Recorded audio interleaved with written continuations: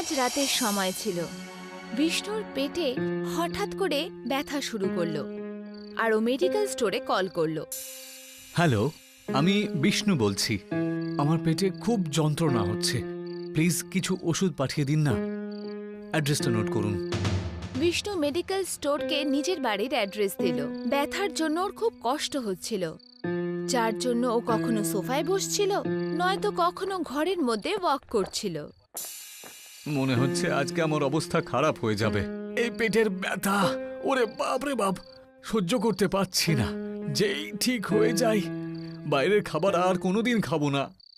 প্রত্যেক ঘন্টা পেরিয়ে যাওয়ার সাথে বিষ্ণুর পেটের ব্যথা আরো বেড়ে যাচ্ছিল, যার জন্য ও ব্যথায় গোঙাচ্ছিল। মরে গেলাম রে! হে ঈশ্বর, এর থেকে ভালো তো তুমি আমাকে মেরেই ফেলো। বিষ্ণুর ঘরের দিকে সাইকেল দিয়ে একটা লোক আসতে দেখা গেল। অন্ধকার হওয়ার জন্য ওর চেহারা তো দেখা যাচ্ছিল না, কিন্তু ওর পোশাক দেখে বোঝা যাচ্ছিল যে ও কোনো মেডিকেল স্টোরে কাজ করা ব্যক্তি, যে ওষুধ দেওয়ার জন্য এসেছে। জানলা দিয়ে ওকে আসতে দেখে বিষ্ণু ঘরের দরজা গিয়ে খুলল। এই যে ভাই, তাড়াতাড়ি এসো, আমার যন্ত্রণা তো বেড়েই চলেছে। ওই লোকটি সাইকেল ঘরের সামনে এনে দাঁড় করালো আর সাইকেলকে পার্ক করানোর জন্য পার্কিং এরিয়ার দিকে এগিয়ে গেল। সাইকেলটা ওখানেই দাঁড় করাও বোকা, আর তাড়াতাড়ি আমাকে ওষুধ দিয়ে দাও। ওই লোকটি কোনো কিছু না বলেই নিচের সাইকেল ফেলে দিল আর ঘরের মুখ্য দরজার দিকে এগিয়ে গেল। বিষ্ণু এক গ্লাসে জল ভর্তি করে এসে বসে গেল। দাও, তাড়াতাড়ি ওষুধ দাও। ওই লোকটি খুবই ভয়ঙ্কর ভাবে বলল, ওষুধ? কিরকম ওষুধ? মৃত্যুর? ওরে যন্ত্রণার ওষুধ বোকা কোথাকার, তাড়াতাড়ি ওষুধ দিয়ে দাও। এক্ষুনি দিচ্ছি আমি ওষুধ। ওর এইভাবে হাসি দেখে বিষ্ণু ভয় পেয়ে গেল। বিষ্ণু দেখল যে ওর মাথার মধ্যে চুল ছিল না, ওর পায়ের আর হাতের নখ খুবই লম্বা। ও ভয়ার্তভাবে ওকে জিজ্ঞেস করল, কে তুমি? আমি তো ওষুধের অর্ডার করেছিলাম, পেটে যন্ত্রণার। ওষুধ নিয়ে এসেছি, কিন্তু পেটে যন্ত্রণা নয়, মৃত্যু। এইটুকু বলতে ও বিষ্ণুর ওপর ঝাঁপটে পড়ল। ছেড়ে দাও আমাকে, ছেড়ে দাও। আরে কেউ বাঁচাও, বাঁচাও। আরে আমি তোমার কি ক্ষতি করেছি? আমার প্রাণ নিয়েছো তুমি। কবে কবে কবে কবে কে তুমি? ও নিজের দ্বিতীয় হাতও জোরে বিষ্ণুর গলায় এসে ধরল। কে তুমি? ভেনম। ছটফট করতে করে বিষ্ণুর শরীর থেকে প্রাণটা বেরিয়ে গেল। ভেনম ওকে ছেড়ে দিল আর সেখান থেকে চলে গেল।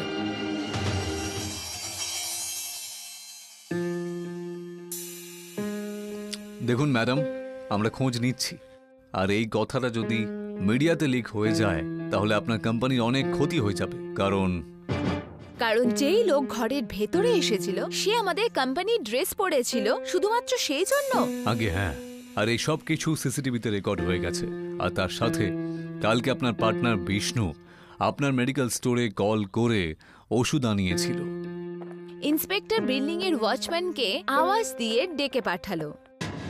আঙ্কেল, কালকে রাত্রে যে লোকটা বিষ্ণুবাবুর বাড়িতে গিয়েছিল, আপনি কি তাকে দেখেছিলেন? হ্যাঁ সাহেব, ও তো সেই লোকটাই ছিল যে এই ম্যাডামের মেডিকেল স্টোরে কাজ করে আর রাত্রে ওনার ওষুধের কোম্পানিতে কাজ করে। খুবই পরিশ্রম করে লোকটা সাহেব, কিন্তু জানি না লোকটা হঠাৎ করে বহুদিন উধাও হয়ে গিয়েছিল, কিন্তু কালকে আমি আবার ওকে দেখতে পেলাম। তুমি কোথাও চন্দর কথাটা বলছো না? ওই যে পাতলা একটু লম্বা করে লোক ডে নাইট কাজ করতো, সেই তো? আগে হ্যাঁ ম্যাম, মনে পড়েছে, ও চন্দুই ছিল। আমি তো ওকে ডাকলামও, কিন্তু ও শুনতে পেল না। আমি ভাবলাম তাড়ায় আছে হয়তো, আর আমিও আমার নিজের কাজে ব্যস্ত হয়ে গেলাম। ছাদে গিয়েছিলাম, যখন আমি ফিরে এলাম তখন ও ফিরে চলে গেছিল। আর তারপর এই সব। বিমলা ইন্সপেক্টরকে সাইডে নিয়ে এলো। এটা কি করে হতে পারে? কারণ যেই লোকের কথা ওয়াচম্যান বলছে ও তো কি? ও তো মরে গেছে। ভুলে গেছেন ওই রাত যখন তুমি নেশায় ছিলে, ওকে নিয়ে ফার্ম হাউস গেছিলে? কোন রাত্রে? আমার কিচ্ছু মনে পড়ছে না। মনে হচ্ছে তোমার স্মৃতিশক্তি কমজোর হয়ে গেছে। আমি মনে করাচ্ছি। চন্দু ওষুধের কোম্পানিতে ওষুধ প্যাক করছিল। ও দেখতে পেল যেখানে ওষুধের সাথে ড্রাগসও তৈরি করা হয়। এটা আপনি ঠিক করছেন না ম্যাডাম। আপনি একজন মহিলা হয়ে বাচ্চাদের জীবন নিয়ে খেলা করছেন তো। নিজের মুখ বন্ধ রাখো। আজ কাজ করো চুপচাপ, যার জন্য তোমাকে টাকা দেওয়া হয়। আর এই মুখ কখনো বন্ধ হবে না ম্যাডাম। চন্দু বিমলার কমপ্লেন লেখানোর জন্য থানায় এলো আর সব কথা ইন্সপেক্টর অজিতকে বলল। অজিত বিমলাকে কল করলো আর কথা বলতে বলতে ওকে খুশি দেখাচ্ছিল। তুমি ঠিকই খোঁজ খবর দিয়েছো চন্দু। চলো যাই গিয়ে ওর কোম্পানি আর ফার্ম হাউসে একটু তদারকি করে আসি। ইন্সপেক্টর অজিত চন্দুকে নিয়ে বিমলার ফার্ম হাউসে এসে পৌঁছালো। ওখানে পৌঁছাতে ইন্সপেক্টর বিমলার সাথে মদ খাচ্ছিল আর ওখানে বিমলার বিজনেস পার্টনার বিষ্ণুও ছিল। কি চন্দু, অবাক হচ্ছ তো? এটা দেখে যে ইন্সপেক্টরও তো আমাদের সাথেই জড়িত। এবার কি হবে চন্দু?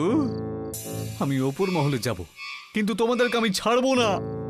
উপরে তো তুই যাবি, কিন্তু ওখান থেকে আর ফেরত আসবি না। জানিস ওই ড্রাগস আমরা কি দিয়ে বানাই? ভেনাম থেকে। আর ওই ভেনাম আসে ওই সাপ আর বিচ্ছুর থেকে, যে ওই গর্তয় পড়ে আছে। আর যেই ভেনামকে তুই এক্সপোজ করতে চলেছিলিস না, সেই ভেনামই এখন তোকে এক্সপায়ার করে দেবে খোকা। বিমলা আর বিষ্ণা চন্দুকে নিয়ে ফার্ম হাউসের বাইরে এলো, যেখানে একটা গর্ত করা ছিল। সেই গর্তর মধ্যে অনেক সাপ ছিল। বিষ্ণু চন্দুকে একটা জোরে লাথি মারলো, যার জন্য চন্দু সাপ আর বিচ্ছুতে ভর্তি গর্তের মধ্যে পড়ে গেল। আর তাদের বিষে মানে ভেনাম থেকে ওর মৃত্যু হয়ে গেল। এখন তো সব মনে পড়ে গেল, ও যদি সেই হয়, ও কিন্তু আমাদের মধ্যে কাউকে ছাড়বে না। কি আজেবাজে এসব! আপনি কাউকে ভেনাম দিয়ে মারলেন, আর এখন সে আত্মা হয়ে, জন্তু জানোয়ার হয়ে সেই ভেনাম যে আমাদের মেরে দিচ্ছে, এ তো অসম্ভব। তুমি যদি বিশ্বাস করতে চাও তাহলে করো, নাহলে গিয়ে মরো। কিন্তু আমি মরতে চাই না এত তাড়াতাড়ি। এই জন্য এখন থেকে আমি এর উপায় আমার সাথে রাখবো। তুমিও কি চাও? তোমরা মহিলারা খুব ভীতুই হও। আমার কোনো রাস্তা লাগবে না। ইন্সপেক্টর রেগে গিয়ে সেখান থেকে চলে গেল। তোর খুব অনুতাপ হবে, অতি চালাক কথাকার। পরের দিন ইন্সপেক্টর আর বিমলা দুজনে ফার্ম হাউসের পেছনে ঝুঁকে দেখলো, এটা দেখার জন্য যে এখনো চন্দুর ডেড বডি সেই গর্তের মধ্যে আছে নাকি সাপ বিচ্ছু সেগুলো খেয়ে নিয়েছে। তখনই গর্তের ভেতর থেকে ভেনাম বাইরে বেরিয়ে এলো, যার জন্য দুজনে ভয় পেয়ে, প্লিজ তুমি যেই হও না কেন আমাকে মেরো না। ভেনাম নিজের হাত এগিয়ে দিল, ওর নখ লম্বা হয়ে গেল। তখনই ইন্সপেক্টর নিজের গান বার করে ওকে শুট করলো, কিন্তু ওর ওপরে গুলির কোনো প্রভাব হলো না। ভ্যানামকে গুলি দিয়ে মারতে পারবে না। তুই কি করে জানলি যে আমরা এখানে আছি? তোমাকে সঠিক খবরই দিয়েছিলাম আমি, কিন্তু তুই আমার সাথে বেইমানি করেছিলি। আমাকে আর একটা সুযোগ দিয়ে দে, আমি এক্ষুনি তোর সামনে এই বিমলাকে শেষ করে ফেলবো। একে তো আমি শেষ করে ফেলবো, কিন্তু যে আমাকে ঠকিয়েছে তাকে আমি সুযোগ দেব না। ওকে তো আমি একটা ভয়ঙ্কর মৃত্যু দেব, সেটাও ভেনাম দিয়ে। ভেনাম খুব হিংস্র হয়ে উঠল, ইন্সপেক্টরের ওপর ঝাঁপিয়ে পড়ল। ওর শরীরের ওপরে এক এক করে কোটি দাঁতের ফোঁটা দিল, যাতে ও ছটফটাতে লাগলো। তখনই সুযোগ থেকে বিমলা ওখান থেকে পালাতে শুরু করলো, কিন্তু ভেনাম ওর সামনে এসে দাঁড়ালো। প্লিজ আমাকে ছেড়ে দাও, প্লিজ আমাকে ছেড়ে দাও। ছাড়বো না, আমি মেরে ফেলবো। ভেনাম ঝাপটে বিমলার উপরে অ্যাটাক করলো। ও নিজের পকেট থেকে ভেনাম বিষের অ্যান্টিডোজের ইনজেকশন বার করলো আর ভেনামের শরীরে ঢুকিয়ে দিল। কি হয়েছে বাচ্চু? এবার বল, আমাকে মারবে নাকি নিজে বাঁচবি? বিমলা ভেনামের কাছে এসে পৌঁছালো, যে কিনা ছটফটাচ্ছিল। এবার বল, আমাকে মারতে এসেছিলিস না? এবার বাঁচাবে কি করে নিজেকে এই অ্যান্টিডট থেকে? কারণ তোর শরীরে তো শুধু ভেনাম ভর্তি আছে, আর এই অ্যান্টিডটটা তোর জন্য মৃত্যুর মতন। তখনই ভেনাম নিজের লেজটাকে সাপের মতন লম্বা করে দিল আর বিমলার শরীরকে জড়িয়ে ধরলো। দেখে যেন মনে হচ্ছে বিমলার শরীরকে কোনো সাপ জড়িয়ে রেখেছে। আহ! ছাড়, ছাড় ছাড় ছাড় আমায়।